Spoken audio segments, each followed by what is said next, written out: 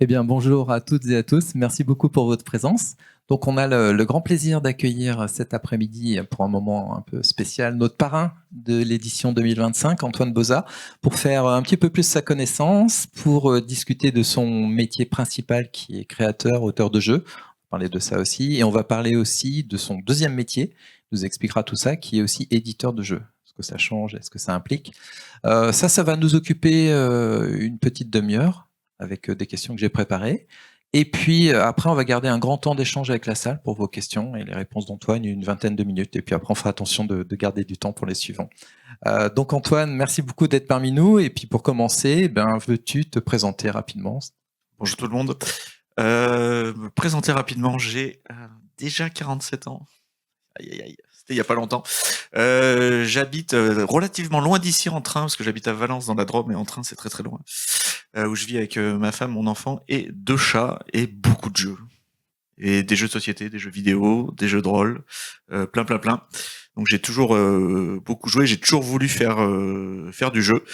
En gros, quand j'ai découvert gamin, donc je suis né en 78, donc pour ceux qui sont de cette génération, c'était la NES, la Famicom et tout ça. J'ai découvert qu'en fait, il y avait des gens dont le métier c'était de faire des jeux. Et enfant, je me suis dit, bah c'est évidemment le meilleur métier du monde, faut absolument que je fasse ça.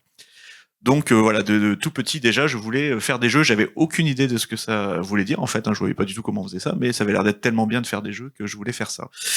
Et voilà comment tout a commencé.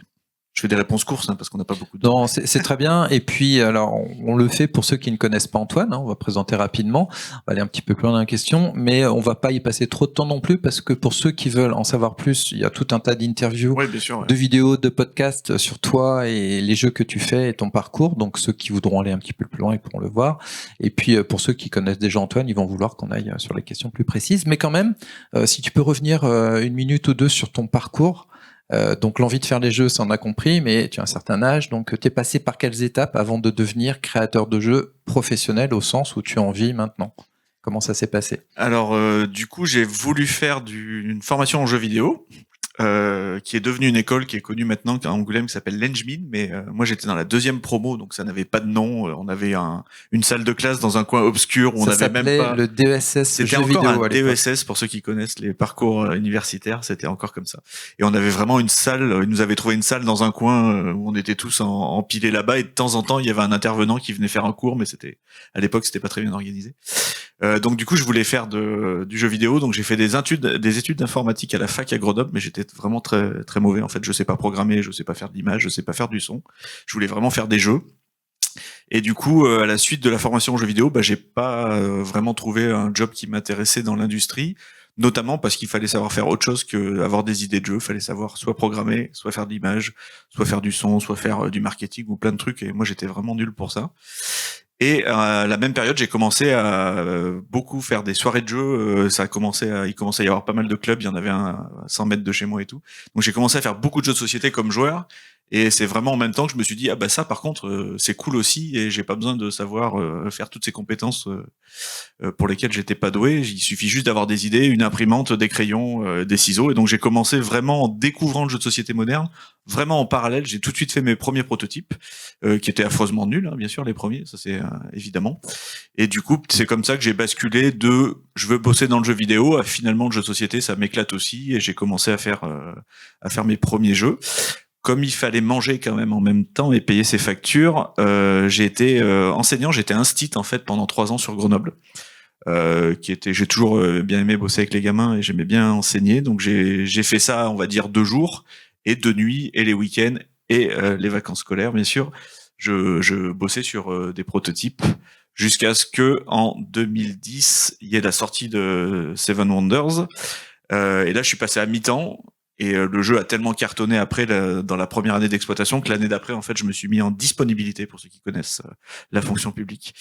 Donc j'ai arrêté de travailler tout en gardant au chaud mon poste au Gaou. Puis après, avec le développement de la gamme de Seven Wonders, ça m'a permis financièrement de un beau matin me dire, en fait, je peux faire que des jeux maintenant, c'est cool. Et là, j'ai commencé à faire 24 heures sur 24. J'ai fait des jeux pendant jusqu'à ce que je vieillisse et que je fatigue un peu. J'en fais moins 24 heures sur 24, mais les premières années, je faisais vraiment du jeu jour et nuit, quoi.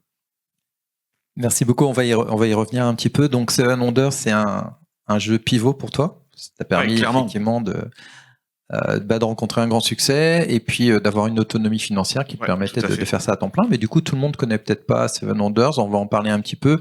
À la fois nous dire comment tu en es arrivé à cette idée-là et ce jeu qui est devenu un gros succès, qui se vend toujours très bien. D'ailleurs, quand tu dis que c'est un gros succès, c'est combien d'exemplaires vendus? Alors la boîte de base, on est un tout petit peu plus de 2 millions. Mais si tu comptes la gamme avec la version 2 joueurs et les extensions, la gamme en entier, on a dépassé les 7 millions d'exemplaires sur la gamme au total. Et c'est vendu dans tous les pays? Quasiment.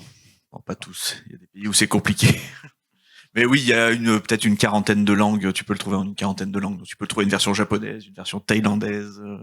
L'Amérique du Sud aussi s'est mis à jouer un petit peu. Donc, c'est des pays où on vendait pas de jeux avant. Et maintenant, il y a des petits tirages, surtout que c'est soit en langue espagnole, soit en langue portugaise, donc c'est pas trop compliqué. Donc il y a des conventions de jeux maintenant en Amérique du Sud.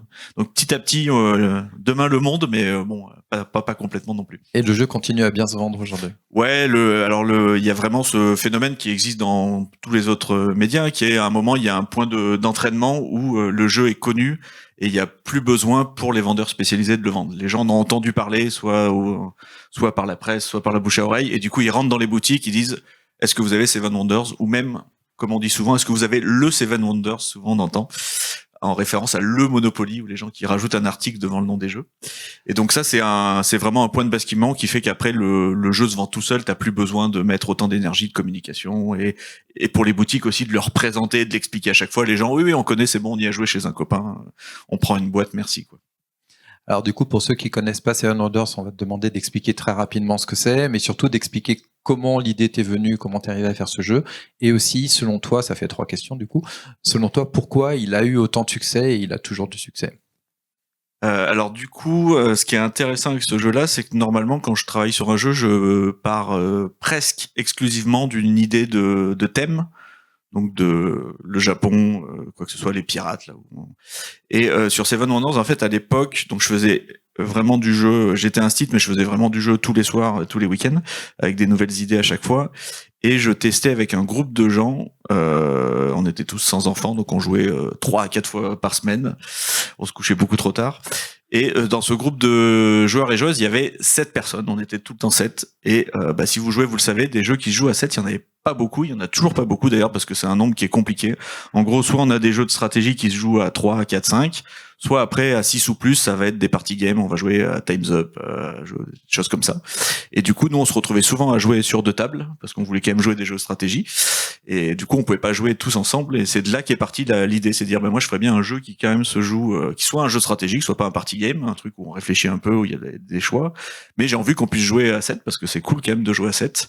Donc c'est vraiment parti de ce constat-là, qui était un constat de contrainte, de groupe de jeu, en fait. Et du coup, le thème est arrivé dans la foulée. J'ai pensé 7, je fais, les 7 merveilles du monde. En plus, tout le monde connaît, donc ça me paraît cool. Et c'est vraiment l'idée, après, a vraiment découlé de ce truc-là, quoi. Et la mécanique principale, donc, pour ceux qui connaissent pas le jeu, c'est une mécanique qu'on appelle le draft. C'est-à-dire qu'on reçoit une main de cartes, on en joue une, mais on passe les cartes restantes à son adversaire. Qui est une mécanique que j'ai pas du tout inventée, c'est une mécanique qui a été utilisée notamment, dans les parties de Magic l'Assemblée, qui est un jeu de 93 qui est extrêmement connu. Et du coup, comme je voulais jouer à 7, un jeu de stratégie, il fallait que ça se joue vite. Parce que si j'attends mon tour pendant que 6 personnes jouent et que je joue qu'une fois sur 7, comme tout le monde, je m'ennuie. Même si le jeu est bien, j'ai pas envie d'attendre. Et du coup, cette mécanique-là de draft permet à tous les joueurs de jouer en même temps. Donc pareil, elle s'est imposée de la contrainte initiale de on joue à 7. Donc Seven Wonders, les 7 merveilles, c'est un thème qui colle bien. Il me faut une mécanique qui permet que tout le monde joue en même temps, parce que comme tout le monde, j'ai pas envie d'attendre mon tour. Le draft, et vraiment le jeu s'est construit comme ça. Et c'est cette idée-là et cette force de permettre de jouer à 7 qui explique son succès aujourd'hui? Ouais, alors à l'époque, à nouveau, il y avait pas beaucoup de jeux qui se jouaient à nombreux en simultané. Et c'est donc il y a plusieurs facteurs. C'est vraiment ce draft en simultané, je pense, c'est le principal facteur du succès. Il y a le thème qui est quand même à peu près universellement connu, donc c'est intéressant au niveau éditorial pour exporter un jeu, forcément. Si vous faites un thème très très franco-français, quand vous l'exportez, c'est plus compliqué. Je prends l'exemple de la BD franco-belge. La BD franco-belge, en dehors de la franco-belgique, ça s'exporte pas très très bien parce que c'est très marqué culturellement. Donc il y a ce facteur-là, à la fois la méca, à la fois la thématique. Et aussi, on va pas se mentir, c'était en 2010, donc c'était il y a 15 ans. Il y avait un peu moins de jeux qui sortaient aujourd'hui, donc c'était plus facile de prendre de la lumière et si le jeu est solide, de garder la lumière. Aujourd'hui, avec tous les jeux qui sortent, il y a plein de très bons jeux selon moi qui malheureusement rencontrent pas le succès parce que un peu noyés dans la masse. C'est sûr. Bon, ben Antoine Boza, ce n'est pas que l'homme d'un seul jeu non plus, quand même. Tu en as créé beaucoup, une cinquantaine, je crois. Est-ce qu'il y a une spécificité, Antoine Boza, quelque chose qu'on retrouve systématiquement ou quasi systématiquement dans des jeux, ou quelque chose que tu t'attaches à faire à chaque fois? Alors c'est difficile à dire, clairement, et c'est aussi pour ça que je fais moins de jeux aujourd'hui. J'ai essayé de faire des jeux très différents les uns des autres. Et justement, il y a des auteurs, notamment dans l'école allemande, qu'on reconnaît au style parce qu'ils ont tendance à utiliser les mêmes, on va dire, corpus de mécanique. Moi, j'ai essayé de faire des jeux très très différents parce que je trouvais ça d'une part intéressant et puis en termes d'apprentissage, quand tu fais des choses différentes, je trouve que t'apprends plus de choses. Et c'est vrai qu'aujourd'hui, je fais moins de jeux aussi parce que au bout d'un moment, ça devient plus compliqué de te renouveler. Quand t'as exploré plusieurs pistes, t'as tendance à retomber dans des choses que t'as déjà faites et j'ai pas envie de publier un jeu qui ressemble de trop près à un autre jeu. Alors vous allez me dire, Duel de Seigneur des Anneaux, ça ressemble vachement à Seven Wonders Duel, mais c'est un cas particulier, c'est un cas d'exploitation de licence. Mais donc voilà. Après, j'ai fait beaucoup de jeux coopératifs parce que je suis pas du tout un compétiteur. Voilà, j'aime pas du tout me battre pour des points. Et quand je joue, je cherche pas forcément à remporter la partie au-delà de ce que propose le jeu. Donc c'est vrai que j'ai fait beaucoup de jeux coopératifs. Et dans les jeux de compétition que j'ai fait, la compétition n'est pas au premier plan la plupart du temps. Et une des autres raisons de succès, notamment de Seven Wonders, c'est que dans Seven Wonders, tu peux avoir perdu la partie et avoir passé un très bon moment parce que t'as construit quelque chose, t'as construit ta petite civilisation, t'as peut-être fait la bataille avec ton voisin, t'as peut-être développé la science. Et il y a un côté satisfaisant dans l'expérience que t'as eue au-delà d'avoir gagné la partie. Et ça, c'est un principe de jeu que j'aime bien dans Tokaido. Il y a quelqu'un qui a plus de points à la fin, mais ce qui est rigolo, c'est qu'on s'est baladé sur une route, on s'est peut-être arrêté pour bosser, on s'est acheté des cadeaux, on a pu manger des choses, et il y a une petite histoire qu'on s'est racontée, il y a une expérience qu'on s'est construite, qui va au-delà de juste ce que j'ai retenu de la partie, c'est que j'ai fait plus de points que vous et que j'ai gagné la partie, qui est pas ce qui m'intéresse en game design. Merci, et c'est vrai, tu fais bien de parler de Tokaido, c'est un jeu qui fait voyager aussi. Le thème cette année, c'est voyage, et quand avec l'équipe, l'an dernier, on a eu le thème de poser, et qu'on a réfléchi aux jeux de plateau qu'on pourrait mettre, nous, mais aussi les associations partenaires qui nous aident, comme Eddy, les Jeux à tout le monde a un petit peu réagi en disant « Tokaido ». Tokaido. Donc c'est un jeu dont tu vas aussi parler un tout petit peu, source d'inspiration, hein, qu'est-ce qu'on fait, et qui effectivement nous a amené à te contacter, te demander d'être notre parrain. On voyage dans l'Antiquité avec Seven Wonders, on voyage avec Tokaido et ses dérivés, et souvent effectivement tu nous fais voyager dans tes jeux. Mais est-ce que tu veux parler un petit peu plus de Tokaido et du Japon, ce que ça représente pour toi? Oui, alors donc moi je suis un grand fan de culture japonaise depuis très très longtemps, pratiquement depuis l'enfance aussi, avant que ça soit cool, parce que maintenant en France tout le monde lit des mangas et regarde des animés, mais à l'époque où je travaillais sur Tokaido, c'est faire un jeu sur le thème du Japon, c'est original. Maintenant je pense qu'il y a 50 jeux sur le thème du Japon qui sortent tous les ans. Donc quand on me fait la réflexion, oh, le Japon c'est un peu de l'exploitation culturelle et tout, je dis, attendez, regardez la date, c'était pas tout à fait le cas à l'époque, mais maintenant ça se voit moins. Donc je suis un grand amateur du Japon. Je prends des cours de japonais toujours. Je le parle toujours aussi mal, mais je prends des cours de japonais. J'y vais régulièrement. J'y vais une fois par an. C'est c'est la grosse infraction à mon bilan carbone que je m'autorise. Je vais quand même au Japon une fois par an. J'essaye de réduire de tous les autres côtés, mais je vais Japon. Je suis obligé. J'aime trop.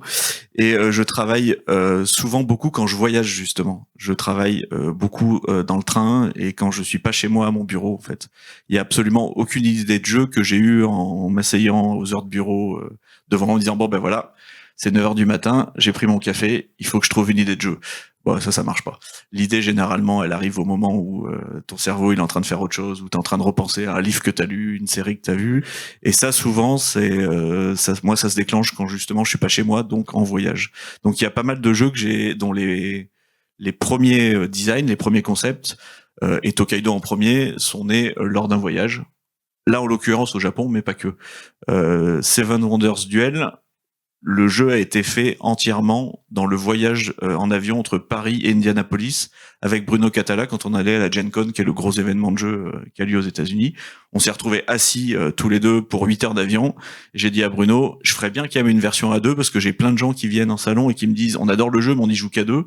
Et à chaque fois, je suis embêté parce que je leur dis, c'est un jeu qui est fait pour jouer à plus, c'est pas vraiment fait pour jouer à deux. Et du coup, dans les 8 heures de voyage d'avion, on a discuté en gros pendant les 8 heures et on a dit, il faudrait faire un jeu à deux, faudrait faire ça, faudrait que le militaire ça soit comme ça. Et en gros, en arrivant aux États-Unis, on avait posé toutes les bases du design et on avait juste envie de rentrer chez nous pour pouvoir faire le prototype parce que forcément, une fois arrivé aux États-Unis, on n'avait pas le matériel pour travailler. Alors, si ça avait été en bateau avec 15 jours de traversée, vous faisiez 4 ou 5. On achetait une imprimante, on se faisait livrer une imprimante pour pouvoir faire un prototype pour pas perdre de temps. Génial. Alors, quelques questions un petit peu plus rapides pour qu'on puisse parler de ta deuxième casquette et de ton métier d'éditeur. Je vais les poser un petit peu en série et puis il y aura une question un petit peu rigolote à la fin. Quels sont les jeux dont tu es le plus fier de tous ceux que tu as fait ? Toujours compliqué. Anabi est vraiment a vraiment une place particulière parce que c'est un jeu que je ne pensais pas éditer et c'est un jeu qui a cartonné en fait. Anabi, quand je l'ai designé, c'était une expérience de design. Je m'étais dit, je vais faire un truc un peu tordu, ça marchera pas, mais je suis quand même curieux de voir si on prend les cartes à l'envers et qu'on joue en coopération. Alors pour ceux qui connaissent pas, explique peut-être rapidement le jeu. C'est un jeu de feux d'artifice où on a des cartes qui représentent les différents feux d'artifice, différentes couleurs, différents points, mais on ne voit pas ces cartes, ce sont les autres joueurs qui les voient. Donc c'est effectivement très original. Voilà. Et du coup, moi, quand je l'ai designé avec un deuxième jeu qui utilisait le même matériel. Et pour moi, l'idée, c'était de dire, le vrai jeu, c'est le deuxième. Et en petit bonus rigolo pour ceux qui veulent expérimenter des trucs un peu bizarres, essayez Anabi, vous verrez, c'est un peu bizarre et tout. Et puis finalement, l'histoire a fait que l'éditeur a dit, non, mais d'ailleurs, chapeau à l'éditeur, parce que moi, j'étais pas d'accord. Je voulais pas qu'il enlève le jeu initial. Il a enlevé le jeu initial, il a gardé qu'Anabi, qui est un jeu qui a encore énormément de succès aujourd'hui, quoi. Donc ce jeu-là est particulier. Beaucoup de cœur, ouais. Alors je pourrais raconter toute l'histoire, mais on n'aura pas le temps. Non, il y a plein de. C'est bien. Autre question, quel est le jeu de tes jeux auquel tu as le plus joué, soit pour le mettre au point, soit parce que tu avais plaisir à y rejouer avec des amis. Le plus de parties, ça va être Seven Wonders. En fait, Seven Wonders, quand on travaillait avec l'éditeur, on faisait ils sont en Belgique, donc je passais un week-end en Belgique et on faisait on faisait du dev, on jouait, mais on modifiait, on faisait des parties, on réfléchissait sur le design, ce qu'il fallait changer et tout. Et c'est la seule fois, ça l'a jamais refait depuis. À l'époque, le soir, on arrêtait de travailler. On disait maintenant on va se faire un petit jeu détente. Et en fait, au bout d'un moment, on faisait en fait, on va jouer à Seven Wonders parce qu'on a envie de rejouer à Seven Wonders alors qu'on avait bossé. Donc c'est vraiment la seule fois où ça fait ça. Et c'est là où l'éditeur a dit on va peut-être en imprimer un peu plus que prévu parce que je pense que le jeu, il y a moyen de faire quelque chose. Faut savoir qu'à l'époque, c'était le record d'impression de l'éditeur. L'éditeur, c'est Repo Productions, donc c'est un éditeur qui a vendu Time's Up, si vous connaissez Time's Up. Donc Time's Up, c'est un énorme succès. Mais au moment où il décide d'imprimer de mémoire 18 000 exemplaires de Seven Wonders, en coût de production, ça représente 100 000 euros à payer à l'usine. Pour une petite société de 2 personnes qui ont arrêté leur boulot pour lancer, au moment où il faut valider à l'usine, on vous en prend pour 100 000 euros, ils faisaient pas les fiers, quoi. Et du coup, ils ont lancé ce tirage-là qui était pour l'époque, à nouveau les chiffres ont changé, mais pour l'époque qui était un tirage vraiment très très important. C'était un moment, c'était en gros on joue là, on est en train de mettre la boîte en équilibre sur la sortie de ce jeu. Si on se plante, aussi bien on ferme la boîte, quoi. Donc c'était voilà. Mais c'était une autre époque. Oui, alors c'est bien que tu en parles, ça va faire la transition tout à l'heure avec Playpunk, parler de reproduction. Mais effectivement, tu parles de Seven Wonders, quelque chose que j'ai pas dit aussi, jeu pivot, parce que aussi tu as gagné un prix important. Et ça aussi, je fais un changement de cycle. Le Spiel des Jahres, je sais pas si je le prononce bien, que tu as gagné à cette époque, était habituellement remporté par des créateurs allemands. Et je crois que tu n'es pas le premier français peut-être. Non, je pense pas, mais oui, c'est un prix qui s'est internationalisé au fur et à mesure. Et c'est d'ailleurs intéressant de voir dans les 15 dernières années, effectivement, jusqu'à il y a 2010, c'était souvent pas que, mais c'était souvent quand même des designers allemands, notamment parce que c'était les Allemands qui produisaient plus de jeux, c'était pas par protectionnisme ou quoi, il y en a peut-être un petit peu, mais a priori c'était lié à la production. Et dans les 15 dernières années, il y a vraiment énormément de jeux qui viennent de francophonie, pas de France, mais de francophonie, on va dire, qui sont régulièrement au moins nommés et qui gagnent régulièrement. Et on voit qu'en France, il y a vraiment eu un gros essor dans la quantité et surtout dans la qualité des designs proposés. Et notamment au niveau artistique, il y a toujours eu un gros soin apporté dans les jeux des éditeurs français parce qu'on a cette culture de la BD franco-belge, du dessin, que n'ont pas du tout les Allemands. Et on s'est très longtemps moqué des jeux allemands en disant les jeux allemands c'est toujours très moche et très marron. Ce qui était vrai pendant longtemps. Et maintenant ils ont compris que quand même un beau design graphique quand même ça peut aider les gens à vendre des jeux, donc ils font vachement plus attention. Mais il y a longtemps eu cette disparité. Et donc, pour ceux qui ne connaissent pas, oui, le Spiel des Jahres, c'est un peu l'équivalent de la Palme d'Or pour les films Festival de Cannes. Ouais, c'est ça, c'est un prix vraiment c'est important. le prix à l'échelle mondiale en jeu de société qui est très important. Pour vous donner une idée, sur Captain Flip qui a été nommé l'année dernière, l'éditeur allemand avait pris 2000 exemplaires du jeu pour le lancement, ce qui est pas beaucoup, mais on était un nouvel éditeur, on s'est pas vexé. À partir du moment où le jeu a été nommé au Spiel des Jahres, donc en 2024, il nous a commandé 25 000 boîtes et il nous a dit attention, si on gagne, on vous commande 250 000 boîtes. Donc c'est pour vous donner une idée de l'impact du prix par rapport à tous les autres prix qui existent qui ont absolument pas cet impact-là. Donc c'est vraiment un énorme impact économique. Alors, on n'a pas gagné, spoiler, si vous savez pas, on n'a pas gagné. On n'a pas du tout vendu 250 000 boîtes en Allemagne. On aurait bien aimé, mais c'est pas le cas. Qui est nominé. Alors, on va bientôt parler de Playpunk, mais il me reste une dernière question dans ce que j'avais préparé et vous compléterez tout à l'heure au moment des questions-réponses pour ce que vous voudrez demander à Antoine. C'est une question, quand on l'a préparée avec les collègues du pôle ludique de Hypermonde, qu'on avait vraiment envie de te poser. Parce que aussi bien en tant que joueur qu'en tant qu'amateur, etc., on se demande toujours quand il y a des extensions qui sortent de jeux. Donc pour ceux qui connaissent pas, un jeu sort et puis depuis pas mal d'années maintenant, il y a régulièrement des extensions qui accompagnent le succès du jeu avec des choses en plus, etc. Mais bon, à chaque fois il faut repayer. Et donc la question qu'on se posait, c'est qu'est-ce qui se cache derrière? Est-ce que c'est une volonté de l'éditeur? Est-ce que c'est des choses qui sont créées après coup et qui accompagne le succès du jeu? Si le jeu n'avait pas marché, ça aurait jamais été fait. Est-ce que c'est des choses qui sont préparées à l'avance et on découpe un peu à l'avance pour rallonger un peu la mayonnaise et puis quelque part faire un peu plus d'argent? Est-ce que ça vient donc des auteurs principalement, plutôt des éditeurs? Et comment ça fonctionne en fonction de ce que tu peux nous en dire? Parce que c'est vrai que c'est une interrogation un petit peu légitime aujourd'hui. Ouais, tout à fait. Ben, en fait, je pense qu'au global, il y a à peu près tous les cas que tu as évoqués. Déjà, une extension, l'éditeur, il va être preneur que si le jeu de base s'est très bien vendu. Économiquement, la première extension d'un jeu, vous vendez, si ça se passe bien, si c'est de qualité, vous vendez 30% de la quantité du jeu initial. Et si vous faites une deuxième extension, ça va facilement descendre à 20 et tout. Donc si vous avez fait un jeu à 10 000 exemplaires, vous faites pas une extension parce que vous allez vendre 3 000 exemplaires, ce qui est jamais rentable au niveau économique. Donc déjà, ça concerne des jeux qui ont au moins un succès un peu plus important. Et moi, il y a tous les cas. Moi, toutes les extensions de Seven, j'avais vraiment pas commencé avant. J'avais pas projeté. Ah oui, après je rajouterai des leaders, ça sera vachement bien et tout. C'est en continuant de jouer, on a dit bon ben voilà, on y a beaucoup joué. J'ai envie de faire des nouvelles choses. L'éditeur, si le jeu a marché, il est toujours preneur. Moi, j'ai jamais fait une extension parce que l'éditeur me l'a demandé. C'est une des choses que j'aime le plus dans ce métier, c'est que je fais ce que je veux en fait. Si j'ai envie de faire un jeu, je le fais. Si j'ai pas envie, je le fais pas. Et ça me va bien comme méthode.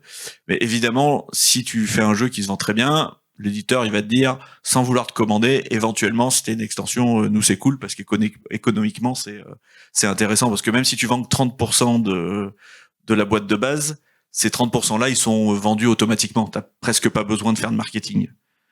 Les gens ils disent ah bah oui on a aimé le jeu, je vais acheter l'extension. Alors même si c'est que 3 personnes sur 10, t'as pas besoin de mettre beaucoup d'énergie, donc c'est toujours intéressant là-dessus.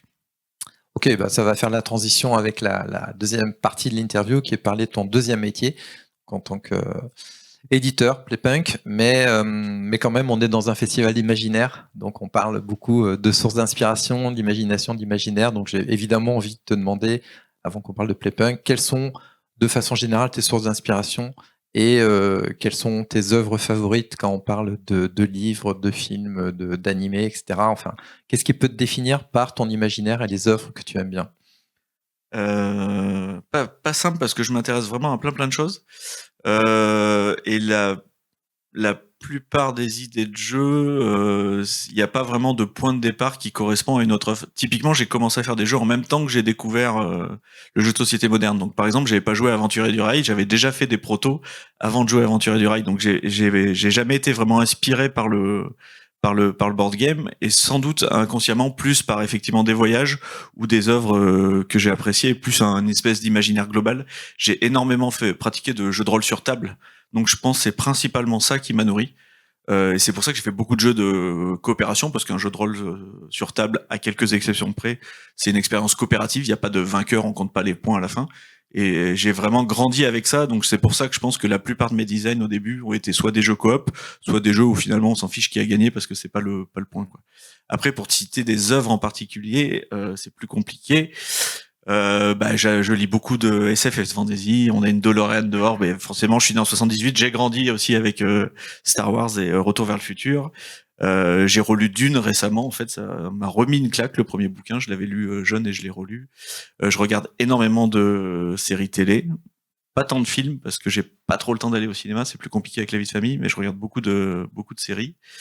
Et je me nourris toujours beaucoup de jeux de rôle, en fait. J'achète énormément de bouquins de jeux de rôle. Tu fais bien de parler de jeux de rôle. J'en ai pas parlé lors de la présentation. J'avais une question ou deux là-dessus. On ne va pas avoir le temps. Mais pour ceux qui veulent en savoir plus sur ce que tu as fait comme jeu de rôle au début, tu en as fait 2, plus plein de scénarios. Et entendre parler d'Antoine sur le jeu de rôle, il y a plusieurs podcasts et interviews qu'on trouve sur le net où pendant 1 heure, tu parles de ça avec d'autres passionnés de Casus Belli ou autres. Complètement. Et c'est génial. Donc, allez voir pour ceux qui ont envie d'en savoir un petit peu plus là-dessus. Alors, du coup, Playpunk, raconte-nous un petit peu comment ça démarre et comment tu changes de casquette, du coup. Et tu le fais pas tout seul, j'ai oublié de le dire. Donc Playpunk, pour faire bref, c'est une société qu'on a montée il y a 2 ans et demi avec un copain de longue date qui s'appelle Thomas Provost, qui est un Belge et qui est un des fondateurs historiques de Ropoprod, qui a édité Seven Wonders. Donc j'ai travaillé avec lui en relation auteur-éditeur pendant 10 ans. J'ai fait d'autres jeux avec cet éditeur. J'ai fait Ghost Stories notamment. En coopératif, tout à fait. J'ai fait Rampage, le donjon de Naalbuck aussi, qui était une adaptation de l'IP. Donc donc Thomas et son associé sur Repo Productions, au bout de 20 ans de boîte, ils ont revendu la boîte à leur distributeur qui s'appelle Asmodée, parce qu'ils en avaient un peu marre. Ça fait 20 ans qu'ils étaient dans cette boîte, ils avaient à peu près fait tout ce qu'ils voulaient faire. C'était devenu une grosse boîte, il y avait entre 15 et 20 salariés, ils avaient plus envie. Donc ils ont vendu la boîte, ils sont repartis faire d'autres choses. Et puis en fait, en partant faire d'autres choses, ils se sont aperçus qu'ils aimaient trop le jeu de société, donc ils sont revenus vers le jeu de société. Et en discutant avec Thomas, on a monté la boîte par erreur, en fait.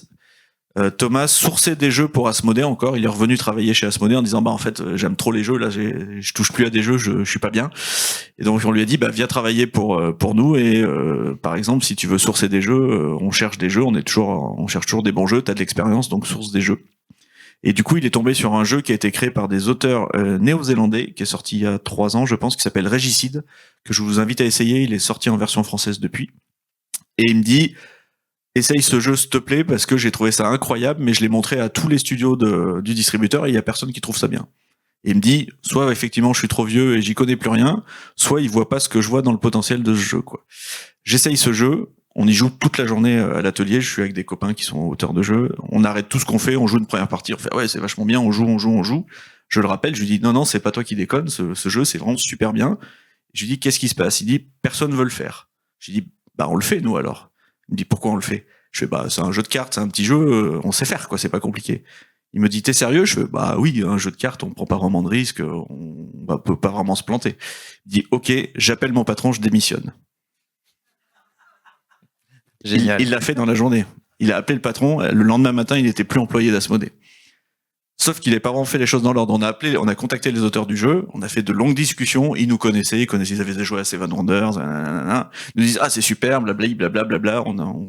Nouvelle-Zélande, hein, donc rendez-vous à 2h du matin en heure française. On dit nous on est persuadé que le jeu il est super bien. Par contre la façon dont vous l'avez édité c'est une catastrophe. Vous avez fait plein d'erreurs. Nous on est sûr qu'on peut en faire une bombe et on peut en vendre plein pendant plein d'années. Venez travailler avec nous. On y croit à mort. Ils ont réfléchi puis ils ont dit non.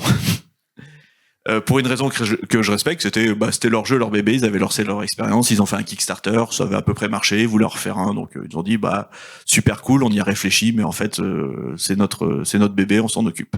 Sauf que mon associé avait déjà démissionné. Donc on a dit c'est pas grave, on monte la boîte et on va essayer de trouver un autre jeu.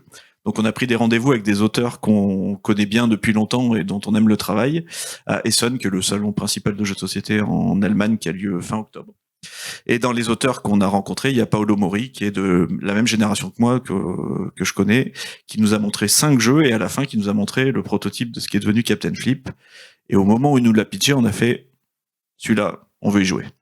Il nous a dit je peux vous faire jouer là sur le bout de la table, vas-y, on joue. on joue, et à la fin, on lui a dit, celui-là, on le veut. Et il nous a dit, ah, mais le problème, c'est qu'il est déjà chez Ravensburger, ils sont en train d'y jouer, il est aussi chez Asmodée et tout. On a dit, bah, nous, on le veut. Il fait, oui, bah, je peux pas vous le donner, c'est compliqué et tout. Et la phrase, je t'ai raconté, la phrase qu'a dit mon associé, c'est, est-ce que tu veux être le 20e jeu que va sortir Ravensburger cette année, ou est-ce que tu veux être le premier jeu de Playpunk? Du coup, il a fait, oui, j'y réfléchis et tout. Et 2 mois plus tard, il nous a rappelé, il nous a dit, si vous voulez le jeu, c'est bon, vous pouvez l'avoir. Dans les 2 mois où on a attendu, on avait déjà commencé à travailler sur le jeu, en fait. On n'était pas du tout sûr qu'on avait le droit. Vous vous rappelez la même bêtise que tout à l'heure, là, quand on fait pas les choses dans l'ordre? Bah, exactement pareil. On est rentré avec le proto. On a commencé à dire, bon, faut changer ça, faut rajouter des plateaux, faut faire ça. Et puis on n'avait pas du tout les droits. Ils nous avaient pas du tout dit qu'on avait les droits. Et un peu avant Noël, Paolo nous a rappelé, nous a dit, si vous voulez le faire, ok, on le fait ensemble. On a fait, bah, c'est cool, ouais, parce qu'on a déjà bien travaillé, et du coup, ça nous arrangerait qu'on le fasse maintenant. Mais voilà. Donc c'est né comme ça sur, on n'a pas trop, voilà. Si on avait réfléchi, on l'aurait pas fait, je pense. L'histoire est géniale. Et donc, tu as commencé à dire quelque chose sur lequel j'allais t'interroger. On a commencé à changer ça, les règles, etc. Et ça s'appelle, dans votre métier, le développement d'un jeu. Alors, est-ce que tu peux un petit peu nous en parler et nous dire pourquoi cette activité-là vous a aussi donné envie de monter Playpunk? Parce que c'est le boulot de l'éditeur, de développer le jeu. Normalement, c'est partagé entre l'auteur et l'éditeur. Mais dans la plupart des cas, quand les auteurs ils montrent un prototype, il y a un jeu qui est souvent fonctionnel, mais qui est rarement complètement fini. Alors c'est très variable selon les auteurs. Il y a des auteurs comme Paolo qui montrent des choses très, on va dire, pas très avancées. Il y a des auteurs qui montrent des choses beaucoup plus avancées. Mais une des parties du travail d'édition, c'est de prendre le prototype et c'est de ce qu'on appelle challenger les auteurs, leur dire ok, le jeu est bien, mais nous on veut pas un jeu qui est bien, on veut un jeu qui est super. Et on pense que ce personnage-là, peut-être il vaut un petit peu plus de points. Ou là dans votre prototype il y a 2 plateaux, mais voilà, nous on a déjà fait 50 parties, 2 plateaux c'est pas assez. Il faudrait peut-être qu'il y ait 4 plateaux. Donc ça c'est le travail de développement, c'est prendre un prototype qui est un peu brut et le projeter jusqu'à en faire un produit. À savoir, bah oui, effectivement. Cette règle, on a testé avec des gens de public familial, et ben en fait, elle est un peu compliquée, ils la comprennent pas. Est-ce qu'il n'y a pas moyen que vous nous trouviez une règle qui est plus simple? Et ça, c'est une grosse partie du travail qui souvent n'est pas très bien fait dans le milieu de l'édition, parce que ça prend énormément de temps. Moi, j'ai édité des jeux où l'éditeur de Tokaido, a fait un très très bon travail d'édition, s'il a joué 3 parties de Tokaido, c'est vraiment le bout du monde. Parce qu'il n'a pas la compétence de game design pour me dire et pour m'aider à pousser le jeu dans ses retranchements. Nous, avec le background qu'on a, moi ça fait 20 ans que je fais des jeux, Thomas ça fait 20 ans qu'il en édite, c'est le truc où on est persuadé que c'est la partie la plus importante du succès, et on estime qu'on est plutôt bon pour faire ça. Et nous, par exemple sur Captain Flip, avant que le jeu sorte, on a fait au moins 300 parties chacun. Donc le jour où le jeu sort, on est sûr qu'on maîtrise tous les paramètres. Et ça souvent c'est pas assez fait par les éditeurs, parce que les éditeurs, ils sont une grosse équipe, ils sortent 5 jeux par an, il faut gérer les illustrateurs, il faut gérer les distributeurs, il faut gérer les auteurs, les contrats, la compta, et souvent, ils n'ont pas soit le temps, et aussi des fois, ils n'ont pas forcément la compétence pour vraiment bosser le jeu en profondeur, quoi. Et nous, c'est ce qu'on propose aux auteurs avec qui on travaille, on leur dit, nous, on va faire un jeu tous les ans, tous les 2 ans, peut-être. Par contre, ça fait 20 ans qu'on fait des jeux, et on va vraiment prendre le temps d'étrier le jeu, on va vous casser les pieds, on leur dit franchement, on va vous casser les pieds, on va vous faire bosser, on va vous dire c'est bien, mais ça peut être encore mieux, et on va prendre énormément de temps à faire ça. Et on prend une bonne année complète de développement, même sur un jeu très simple comme Captain, qui est pas un jeu très compliqué.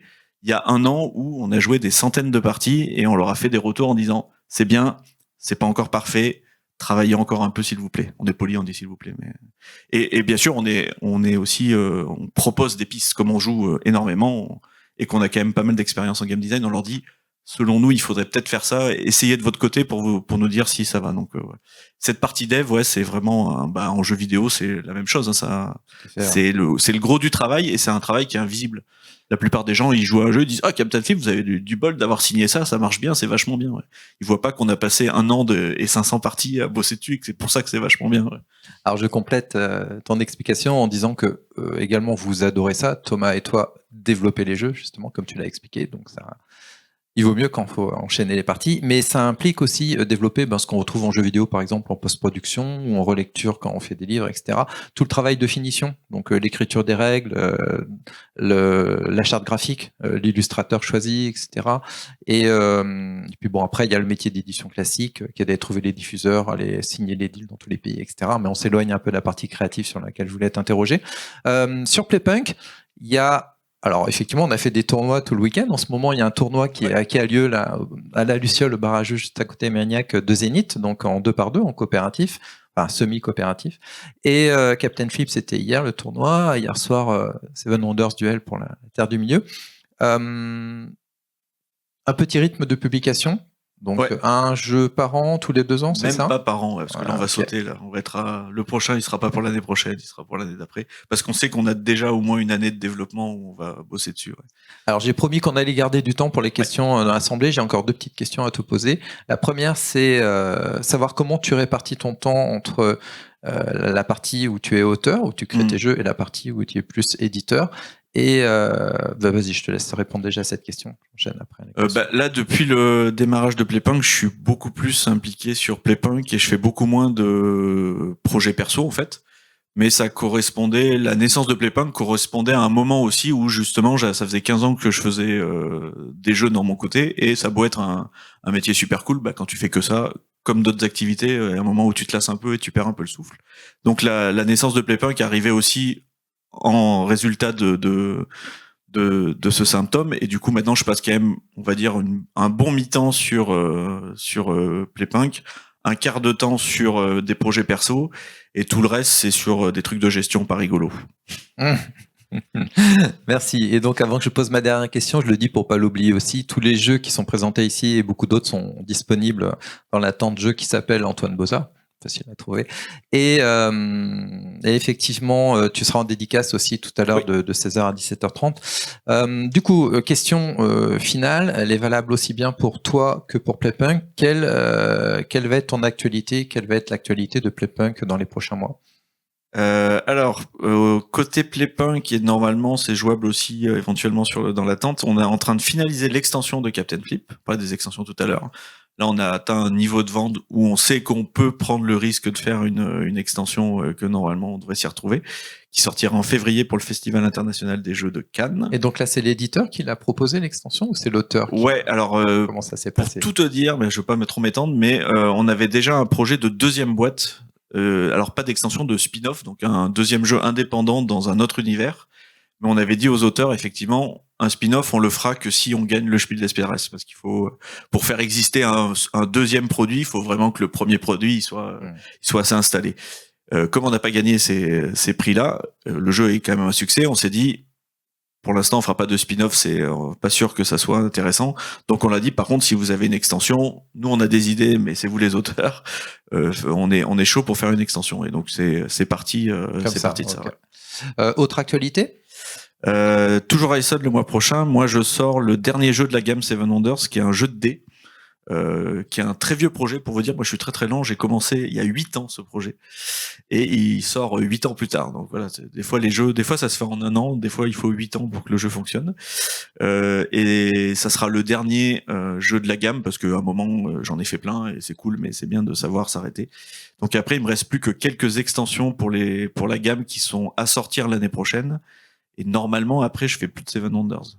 J'espère. Et celui-ci, donc vieilli 8 ans, vieilli en fût de chêne, tu mettras? Ouais, alors il y a eu des hauts et des bas, il y a eu plein de versions différentes, il y avait des versions que j'aimais bien, mais qui étaient trop coûteuses en matériel. D'accord. Et finalement, jusqu'à ce qu'on arrive à quelque chose qui soit publiable, parce que des fois, vous pouvez faire un jeu super, mais si il doit être vendu 150 €, il a beau être très bien, personne ne l'achète. Donc il faut savoir, il y a quand même des contraintes économiques si vous voulez être publié. Si c'est juste pour t'amuser. Merci beaucoup. On prend quelques questions dans la salle.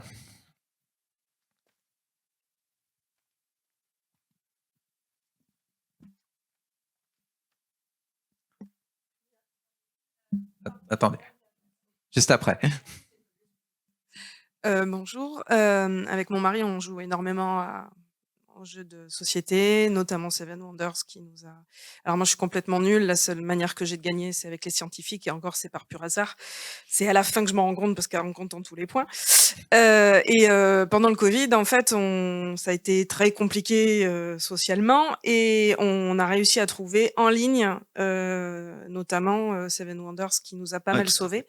Et en fait j'aurais aimé savoir si c'était quelque chose, vous aviez eu un droit de regard sur la manière dont c'était fait et si parce qu'on se rend compte que même maintenant qu'on a des potes à Paris ou à Lyon, on continue de se faire des rendez-vous comme ça avec des jeux de plateau mais en ligne.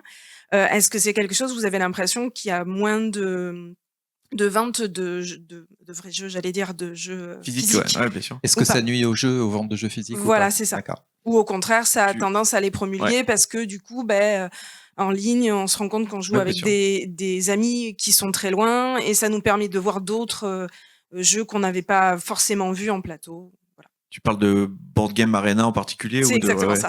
Donc Board Game Arena, c'est devenu je sais plus, je pense qu'il y a pas loin de 10 millions de joueurs inscrits, donc c'est vraiment une énorme plateforme maintenant. Maintenant, c'est utilisé presque comme outil marketing pour sortir un jeu. Captain Flip, on l'avait mis en ligne sur BGA de façon gratuite 2 mois avant la sortie, je sais plus, pour que les gens y jouent. Et on a eu effectivement plein de gens à la sortie qui sont venus l'acheter en disant non mais on n'a pas besoin de l'essayer, on a joué sur BGA. Donc ça peut être un super outil. Par contre, ça veut dire que tu proposes gratuitement au public de tester ton jeu. Si ton jeu il est pas fort, t'as le contraire, non on va pas l'acheter parce qu'on y a joué sur BGA quoi. Donc à nouveau c'est quand même la qualité du jeu qui va primer quoi. Donc ça peut vraiment être à double tranchant. Cela dit, BGA maintenant effectivement, moi tous les contrats d'auteur que je fais, il y a spécifiquement une clause d'adaptation numérique spécifiquement BGA dans tous les contrats parce que c'est vraiment une plateforme où il y a énormément de joueurs. Pour ceux qui connaissent pas, en gros c'est vous créez un compte, vous pouvez prendre un compte gratuit, vous pouvez jouer à plein de jeux. Mais il y a aussi un abonnement qui est vraiment pas cher, je saurais pas, c'est 20 ou 30 euros l'année, je crois. Je sais même, un truc comme ça. 3 euros par mois, je crois. Ouais, c'est ça, donc 20 euros l'année, je crois, si tu prends l'année, donc c'est pas très cher. Et à ce moment-là, tu peux accéder à un autre catalogue de jeux qui sont appelés Premium. Et tu peux créer des parties sur des jeux. Donc si t'es en gratuit, tu peux déjà jouer à plein de jeux. Mais tu peux pas, par exemple, Captain Flip, tu peux jouer, mais tu peux pas créer des parties. Donc tu es obligé de rejoindre une partie qui a été créée par quelqu'un qui est en Premium. Et nous, ce qu'on fait, on l'utilise de toute façon la plupart du temps en mettant le jeu, on le laisse en gratuit pendant un certain temps. Comme ça, plein de gens peuvent le découvrir. Et au bout d'un moment, on passe en premium, tout simplement pour générer des revenus aussi sur ces parties-là. Il faut savoir qu'il y a énormément de parties qui sont jouées. Donc nous, sur les auteurs en l'occurrence des jeux Playpunk, au bout de 3 mois, on passe le jeu en payant parce que les gens jouent à leur jeu. À un moment, il faut qu'ils touchent des droits d'auteur sur leur jeu, quoi. Donc c'est comme ça que ça se passe souvent. Merci pour cette question. Il y avait une question devant également. Bonjour. Sous la version de luxe de Tokaido, on a eu la jolie surprise de vous voir en miniature dans les petites figurines. Donc je voulais savoir quelle était votre démarche, pourquoi avoir eu cette envie. Ça, c'était justement pour la version de luxe. C'était un financement participatif et la plupart du temps sur les financements participatifs, ils essayent de mettre des paliers. Plus la campagne fonctionne, plus on débloque des choses. Et là, c'est pas du tout mon idée. Ils avaient proposé dans les personnages supplémentaires, il y a moi, il y a l'illustrateur, il y avait aussi une actrice américaine parce qu'elle avait fait la promo du jeu qui s'appelle Felicia Day. Et du coup, ils avaient fait c'était vraiment pour la campagne pour la version de luxe. Ça a été fait par l'initiative de l'éditeur qui a géré tout ça. Je sais pas si c'est trouvable encore, je suis pas sûr d'ailleurs. Est-ce qu'il y a d'autres questions? Oui, David, devant. Là aussi. Et bonjour. J'avais une question pour toi, Antoine. Quand tu crées tes jeux et qu'ensuite tu cherches à les éditer par le biais de ta maison d'édition ou d'autres maisons d'édition, quand tu fais des playtests de tes jeux, tu les fais donc toi avec ton éditeur et tes connaissances. Est-ce que tu fais appel à d'autres gens dans des bars à jeux, dans des assos, la famille ou que sais-je? Alors globalement, c'est toujours le même process. Les premiers prototypes, c'est toujours le même groupe de copains qui, toutes les semaines, ils se tapent mes protos, en gros. Ils ont le droit de la pizza et des bières, mais ils se tapent mes protos. Donc, tous les premiers tests, ça passe toujours par le même groupe. Et après, au fur et à mesure que le jeu progresse, j'élargis les groupes de testeurs. Notamment, si c'est un jeu famille, je vais essayer d'avoir le public familial. Parce que moi, forcément, le groupe avec qui je teste au début, c'est des gros gamers. Donc forcément, les jeux, c'est toujours facile quand tu passes ton temps à jouer. Et du coup, il faut quand même cibler, le public auquel correspond le jeu. Et après, les parties comme là, tu vois, là, j'ai des protos j'essaye de faire jouer notamment à des gens qui connaissent pas le jeu et qui me connaissent pas si possible. Et en étant comme ça. Par contre, je fais très peu de sous-traitance de playtest. C'est-à-dire que je demande pas à des gens de tester mon prototype. Parce qu'en fait, si je suis pas là, ça m'intéresse pas vraiment. En fait, j'ai besoin de voir les gens y jouer pour que ça soit pertinent. J'ai besoin de tickets sur cette règle-là, ils l'ont fait répéter. Cette icône, il le comprend pas. Et donc c'est très très dur à déléguer. Il faudrait quelqu'un qui sache de la façon dont je travaille et qui. Alors j'ai une ou deux personnes qui me le font sur la partie technique, statistique, les pourcentages des victoires et les points, parce que ça c'est des maths, donc j'ai pas besoin d'être forcément là. Mais en fait, les playtests sans moi, ils m'intéressent pas vraiment. Merci. Il y avait une autre question, je crois, devant. Pierre.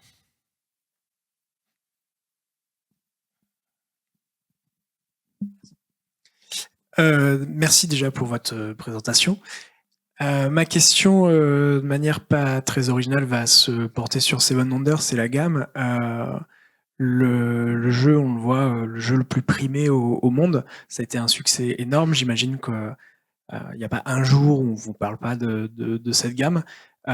C'est arrivé relativement tôt dans votre carrière. Comment est-ce que vous avez géré ça? Je sais qu'il y a des auteurs, pour revenir sur la littérature, qui ont du mal à se remettre d'une première œuvre qui marche.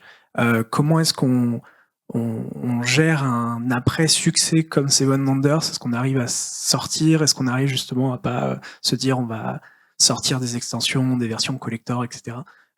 Et comment est-ce qu'on dit je vais arriver à faire un jeu qui va être aussi bien reçu, quoi?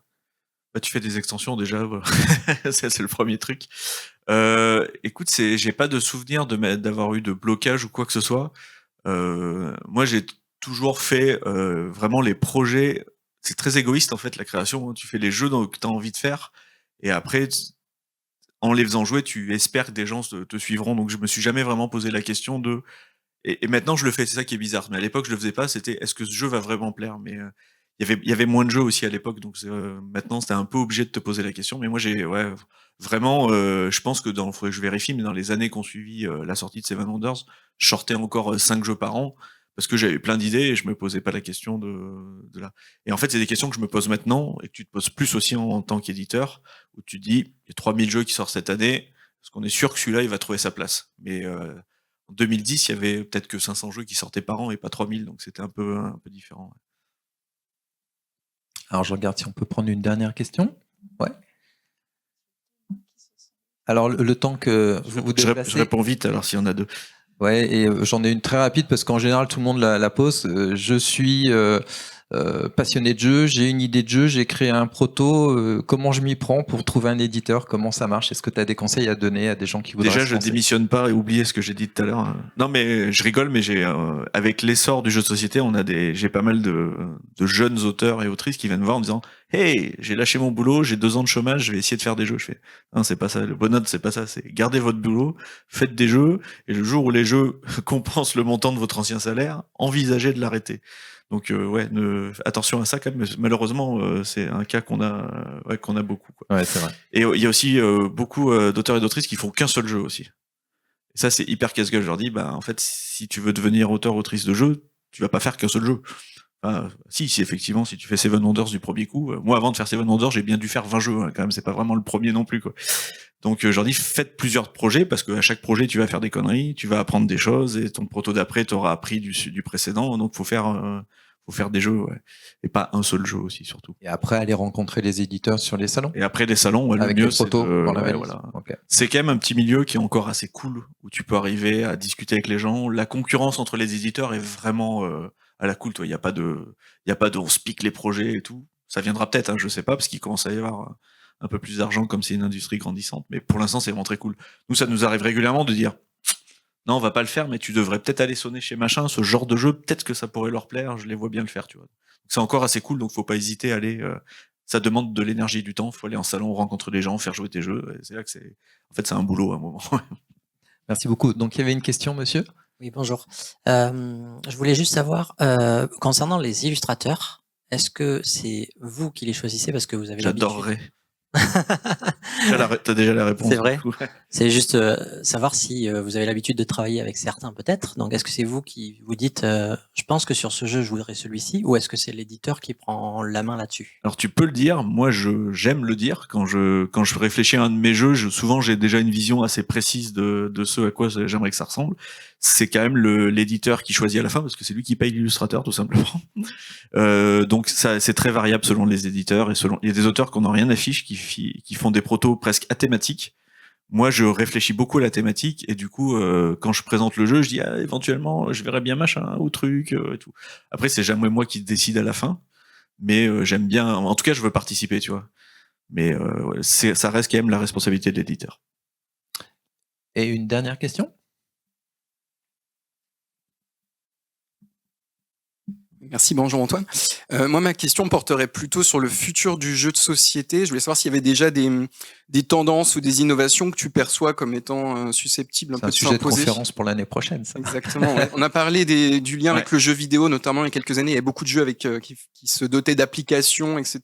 J'ai l'impression que c'est un peu resté. Ça, c'est un peu passé. Le ouais, jeu c'est un peu hybride. resté au Moi, stade d'épiphénomène. On reste. Jamais cru, mais. On reste sur le papier carton. Ouais.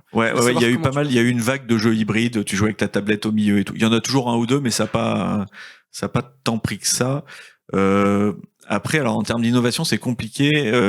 En fait, il y a très peu de nouvelles mécaniques qui apparaissent. Les jeux qui fonctionnent, c'est plus un bon mélange de choses existantes. C'est vrai qu'il y a très peu de nouvelles mécas depuis le deck building, pour ceux qui connaissent un peu, et peut-être le principe de jeu en legacy, mais c'est très rare qu'il y ait vraiment un nouveau concept très fort. Là, ce qui est plus inquiétant, c'est on est en train de suivre le parcours un peu identique à la BD franco-belge. Il y a énormément de sorties. Et du coup, il y a énormément de jeux qui se vendent très mal, et donc c'est compliqué. Si vous êtes auteur, éditrice ou quoi que ce soit, ça devient vraiment compliqué. Donc moi, il y a ce côté-là qui m'inquiète un peu. Et il y a un côté qui est très chouette pour le public. C'est quand tu es côté public, du coup, il y a plein de jeux, t'as qu'à choisir. Alors, faut être un peu renseigné. Mais du côté, on va dire du côté professionnel, moi, ça m'inquiète un tout petit peu. Voilà. Et là, on a d'ailleurs des premières sociétés d'édition qui commencent à fermer leurs portes parce que il y a vraiment ce côté de ça a l'air facile de faire un jeu en fait. Et effectivement, si tu as une idée, tu peux faire un proto. Et pareil, les éditeurs, il y en a pas mal qui se sont dit, en fait, faut trouver un illustrateur, lui faire des dessins de vue à l'usine, c'est pas compliqué. Et il y a quand même beaucoup de jeux qui se plantent. Donc c'est pas si simple et les gens sont en train un peu de redescendre sur terre aussi, quoi. D'où ne lâchez pas votre job pour faire du jeu, que ça soit de l'édition et tout. Faites-le que quand ça devient possible. On nous fait signe et c'est bien, on a terminé. Poils. Oui, mais il faut du temps pour les autres aussi. Donc, ça va être l'occasion de te remercier encore une fois d'avoir accepté d'être notre parrain cette année. On est vraiment Plaisir. très heureux, très honorés d'avoir accepté de nous donner du temps pour cette rencontre. Merci à vous tous d'avoir été présents. Merci. Et on peut t'applaudir très fort. Merci beaucoup.